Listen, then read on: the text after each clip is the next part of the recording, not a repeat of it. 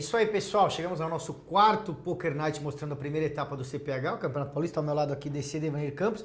Tivemos no último programa aí, né, o Lulu ali short stack. Estamos esperando ele dobrar, ir pra cima. Ele escapou de uma confusão outra, teve um all-in que ninguém pagou. E hoje vai ter que se mexer, né, DC? Verdade. Você que acompanhou os outros programas viu que o Lulu quase se envolveu em algumas situações complicadas.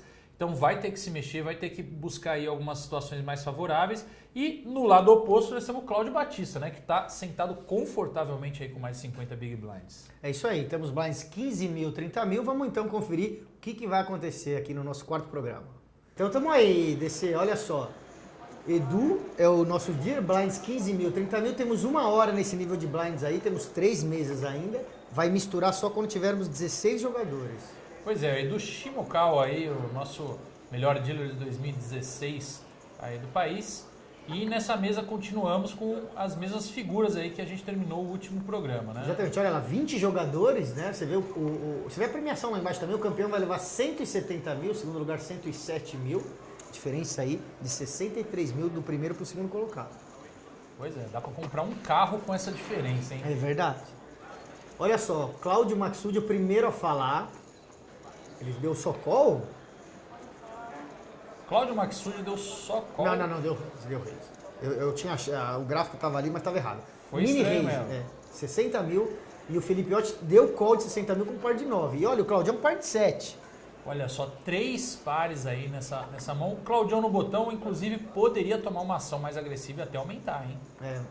Mas parece que só pagou. E olha o Cris com o valete 10 do Small. Eu jogaria esse valete 10 aí. Esse valete 10 está muito fácil de jogar, do Small Blind. Aliás,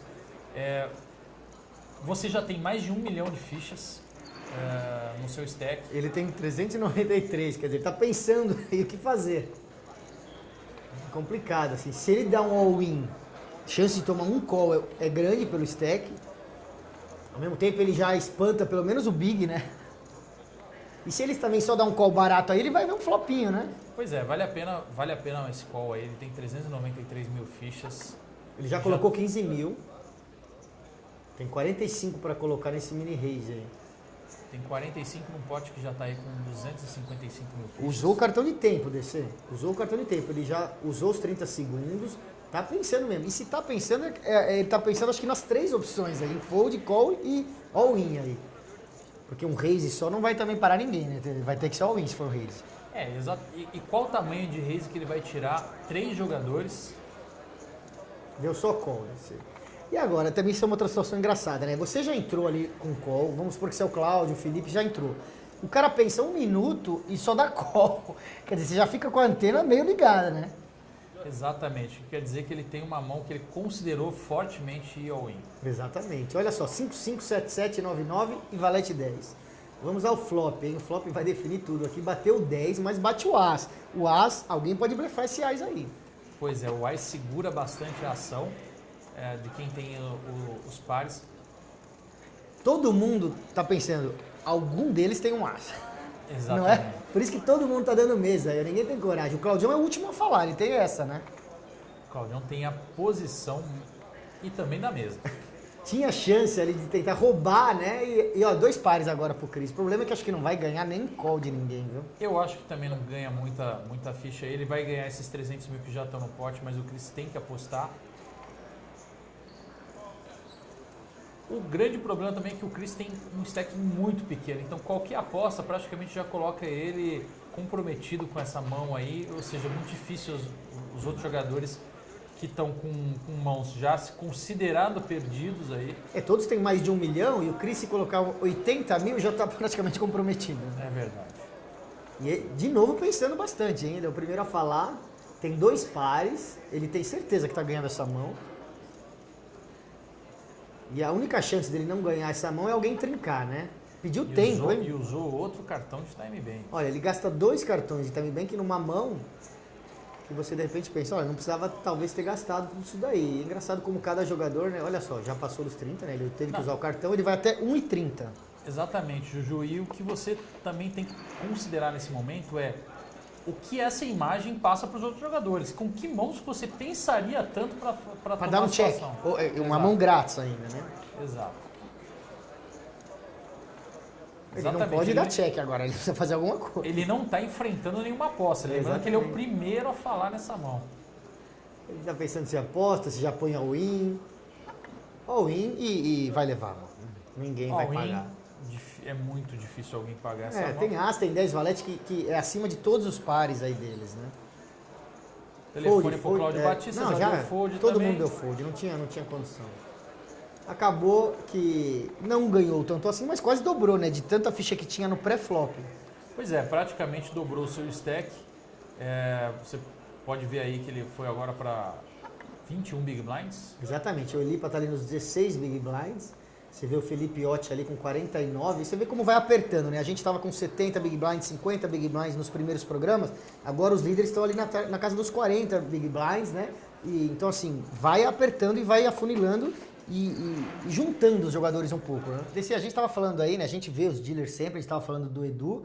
E muita gente também me pergunta assim, nossa, queria ser dealer. Como que eu faço para ser dealer? Eu treino em casa, tenho um curso? Como que é o trabalho de um dealer?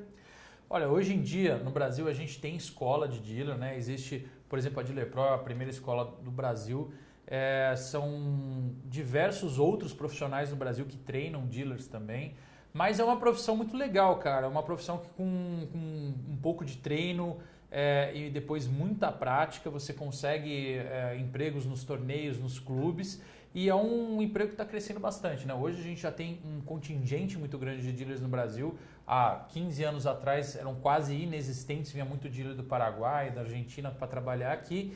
E hoje os dealers do Brasil são os melhores dealers de poker da América Latina de longe, né? Disparado. E talvez até comparáveis aos melhores dealers de poker dos Estados Unidos e da Europa. É verdade. E para o pessoal ter uma ideia, um BSOP, né? Um BSOP, quantos dealers trabalham num BSOP, mais ou menos? Se a gente for pegar uma etapa normal do BSOP, a gente está falando perto de 100 profissionais. Agora, o BSOP Millions, a gente teve já 220, 230 dealers. Legal. E você tinha falado, né, que antigamente era difícil, vinha dealer de fora do Brasil.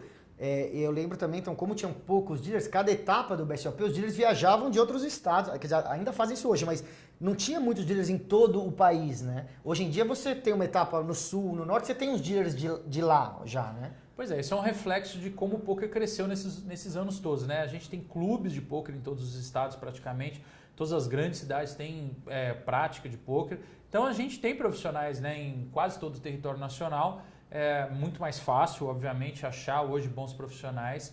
E o BSOP, a gente sempre procura gente de todos os estados, de todas as regiões e sempre, óbvio, os melhores profissionais.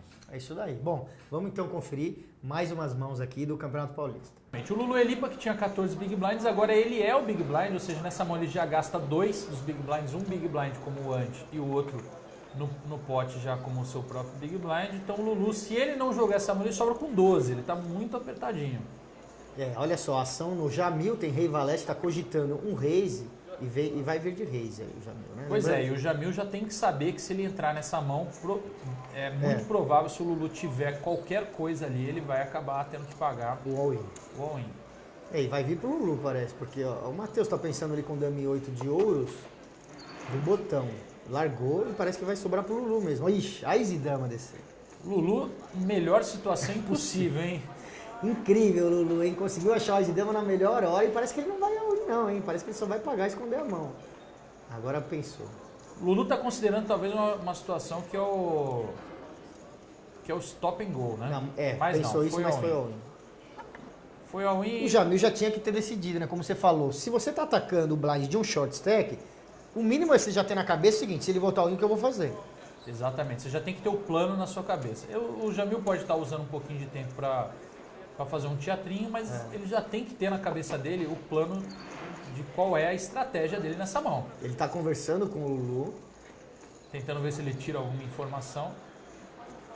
Aí o nosso dealer aí, o Edu, já ligou o relógio. Ele pergunta a confirmação do valor, você vê que é 455 mil. E está pensando, aí ele tem 30 segundos para pensar, senão ele vai ter que usar o cartão de tempo. O ideal nessa situação, né, DC, é você, além de já ter meio que definido o que você vai fazer, você ter noção do stack do short também, né? Você saber que, olha, ele tem 400 mil, ele tem 300, ele tem 1 milhão. Você tem que ter noção do stack de todo mundo na mesa, né, DC? Exatamente. Isso é muito importante, você ter um mapa mental. Você não precisa saber na exatidão, mas pelo menos a ordem de grandeza, né? Se você está falando de 200, de 500 ou de 1 milhão de fichas, né? Então, o Luciano aí está mais próximo de 500 do que qualquer coisa. Então, o Jamil já tem que ter mais ou menos o plano de ação na cabeça dele quando ele resolve entrar nessa mão. Ele pediu, ele usou um cartão de tempo, então ele ganhou mais 1 minuto aí. Você pode ver que são quase 400 mil fichas a mais para ele pagar, é 1/3 do stack dele.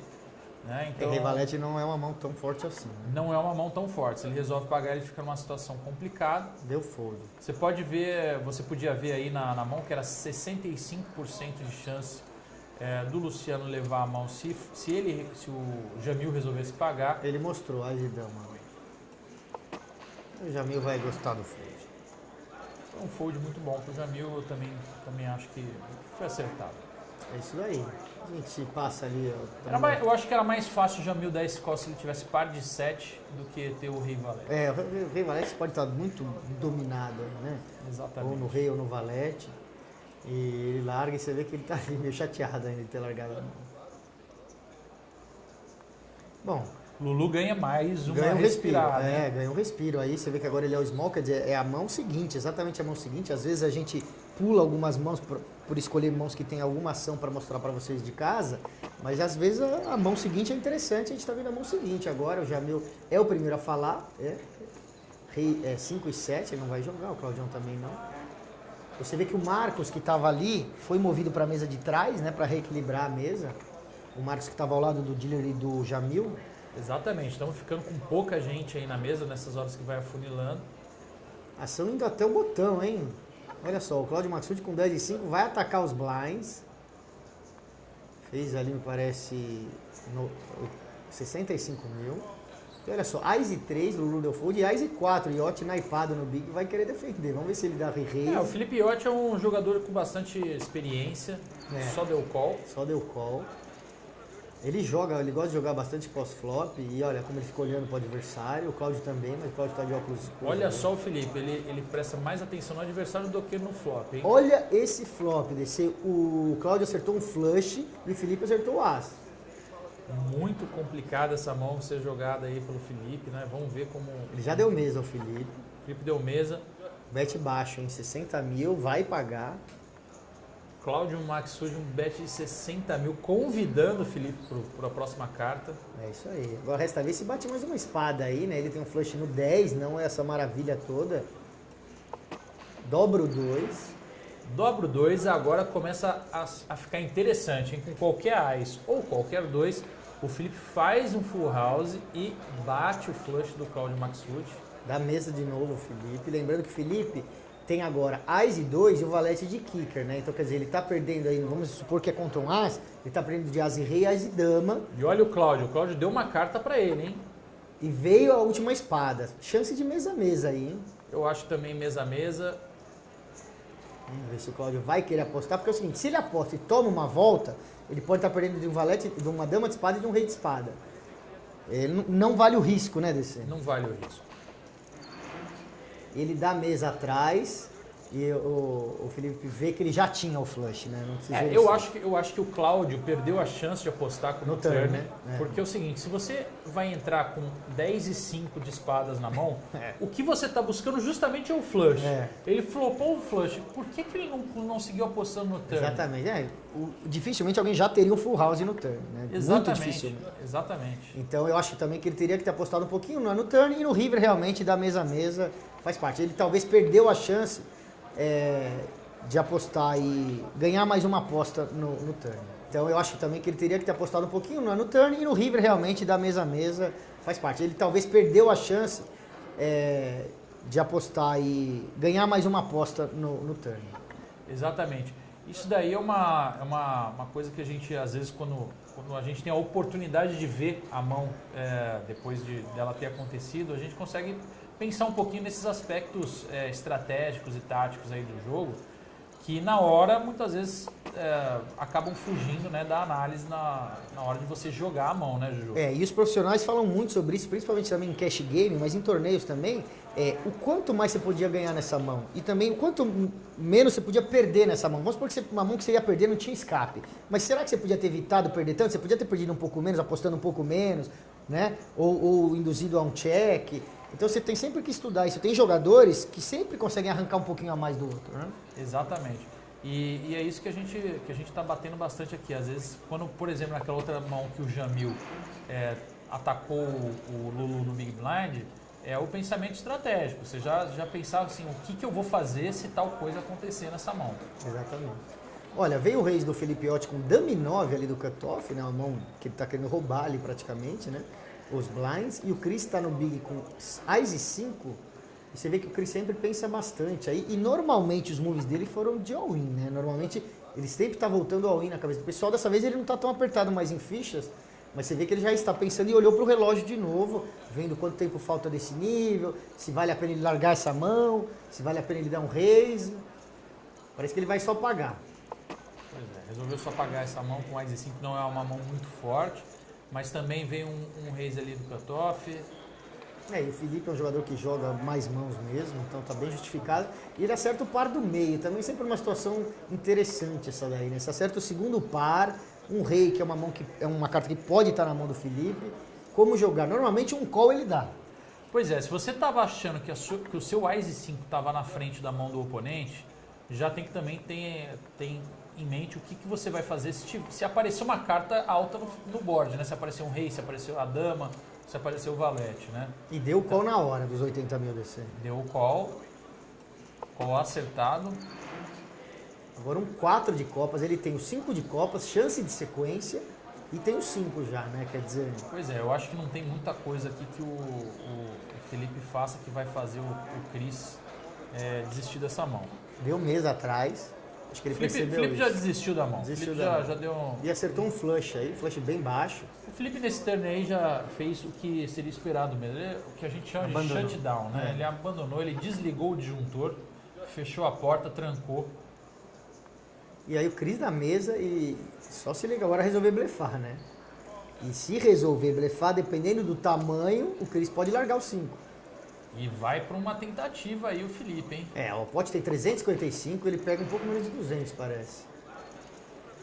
Me pareceu 175, não, 150. 150 mil. Você tem um flush no 5, que é um flush o mais baixo possível, aliás, né? Aí, né, ele perde aí de uns 6, 7, 8, 9, 10, valete, dama e ás de copas. Né? Ele tá perdendo de muita coisa.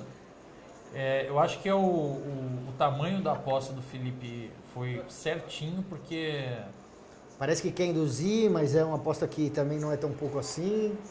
E deixa o Chris numa situação complicada. Se ele perder, ele fica com 10 Big Blinds. Ele tá perdendo para qualquer carta de copas aí, tá? Qualquer carta de copas na mão do adversário ganha dele. É isso que ele tem que pensar. Eu acho difícil. Usou mais um cartão de time bank. O Chris praticamente é o jogador que está mais usando o tempo aí. Olha, ele em algumas situações que eu não teria usado o tempo, eu acho que ele usou. Essa eu acho que vale realmente. Vale. E é difícil essa situação, né, DC? Porque o cara pode ter, mas pode não ter também. Assim, pode muito bem ter qualquer uma de copas ali perdida na mão dele. Pois é, mas eu acho que depois que ele deu o call na aposta do flop, ele tem que dar esse call também. Pensa, olha, vai chegar até 1,30 se ele não se resolver. O que ele esperava ali no flop que... Sim. Bem que o flush mudou a situação, mas ele tem que pagar essa. Pagou e vamos ver se mostra, né? O Yacht podia dar muck, ele podia esconder as cartas, mas ele mostra. Eu sempre mostro também quando eu blefo e sou pego aí, porque acho que faz parte. O jogador pagou, merece ver. Bom, vocês que querem jogar aí os maiores torneios do Brasil, já está chegando a próxima etapa do Campeonato Brasileiro. A segunda etapa do BSOP acontece em São Paulo, no WTC Sheraton. Quiser informações sobre todos os torneios lá, que são muitos, entra no site www.bsop.com.br. Acontece de 21 a 26 de março. E no próprio dia 26 de março, no dia que acabar o BSOP, já começa o Campeonato Paulista. Então você também que está vindo para São Paulo para jogar o BSOP, já fica mais uma semana, joga o CPH, o Campeonato Paulista, segunda etapa no H2 Club. E também para mais informações, entra no www.h2club.com.br, que você vai jogar a segunda etapa do CPH. Então vamos continuar com o CPH aqui. Olha, o Chris subiu para quase 1 milhão de fichas. Aí ele que estava ali apertado, tá agora com 32 Big Blinds. Ele está ali nos 480 mil, tá com 16 Big Blinds. E olha só, 40 e 43 Big Blinds, os líderes, tá? Realmente todo mundo ficando um próximo ao outro aí. E o Lulu um pouco ali ainda a perigo. Lulu ainda tá apertado, tem que se movimentar, tá esperando alguma chance aí, cartas boas. E alguma oportunidade aí para se... A próxima mão ele é o Big Blind, essa mão ele é o primeiro a falar, o TG. Então na próxima mão ele já vai ser o Big Blind, vai colocar aí mais 30 do Big e 30 do Ante. Pois é, na próxima mão o Lulu tem 60 mil fichas para colocar. Olha, 8-2 não dá para ele se envolver nessa primeira mão. Vai dar fold. O Felipe também ali com 9-2 não vai jogar. Você vê o Jamil 4-3 e o Claudião com a Dama. Vai vir de raise aí. Lembrando que o raise mínimo, né, 30 mil é o Big Blind, o raise mínimo é 60, é o dobro do Big Blind. Exatamente. Acima de 60 ele pode postar qualquer coisa, 65, 70, 75. As fichas de 1000 já saíram, as fichas amarelas, então a gente só tem fichas de 25 mil e fichas de 5 mil. Então, difícil, ninguém vai apostar um quebrado tipo 61, né, no caso, 60 ou 65. Cláudio Maxud no Big Blind aí com Dame 9 naipado. Depois um mini raise aí do Cláudio Batista, eu também acho... Um call, né? Call tranquilo aí. Mais uma vez um embate aí, Cláudio contra Cláudio. Os dois têm quase o mesmo stack, hein? Isso, e se bater a dama aí vai dar um pouco de rolo aí pra todo lado. Vamos ver o flop então. Flop são as 3 primeiras cartas. O dealer vira. E olha, foi só falar que veio a dama, hein? 4, 8 e dama. O Cláudio Maxud deve sair dando mesa, porque é o primeiro a falar. O Claudião vai apostar. Claudião deu mesa. Cláudio Batista escondeu deu a sua mesa dama, também. escondeu a sua dama. E agora vem um valete. Olha paus, só, começa, o Cláudio Maxud agora deve estar achando que ele está numa situação melhor, hein? Exatamente, porque ele falou, a dama ele não tem, vem um valete, eu tô na frente. E o Cláudio também agora tem as chances de ter uma sequência com 10. Ele tá, exatamente, ele tem 8, 9 valete e dama, então um 10 da sequência pro Maxud. E o Claudião só paga, hein? Tá escondendo muito bem a sua dama. O Cláudio agora eu acho que perdeu a chance de dar um raise. E um 6, o 6 inofensivo, não foi flush, não foi sequência, quer dizer, uma sequência de 5 e 7 ali que não tá no radar. Exatamente. E talvez o Cláudio Maxud aposte de novo, perdendo. E se bobear, o Claudião só vai dar call. O Claudião jogou na defensiva esse Ás e Dama, hein? Jogou bem pra trás, jogou o time inteiro na defesa. Deu o call. Deu um call simples, que estava ganhando o tempo inteiro, não apostou no flop, que foi a maior surpresa. E teve esse... Eu acho que o Cláudio Batista, assim, deveria ter tido mais atitude nessa mão para extrair mais valor. Ele extrairia, eu acho, uma aposta no flop aí. Sim, com certeza. Ou um raise, ele tomaria um call no raise também. Eu também acho. Tanto no turn quanto no river, quer dizer... Não sei o que passou na cabeça dele, sendo que era contra o Big, que estava defendendo um Big, ele tinha top pair com o melhor kicker. E meio que jogou bem passivamente.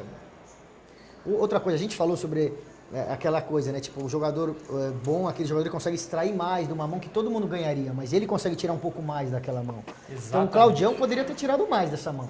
Eu também acho, eu acho que assim, essa é uma das habilidades que os jogadores vão desenvolvendo com a sua experiência, que é a da mais importante, né?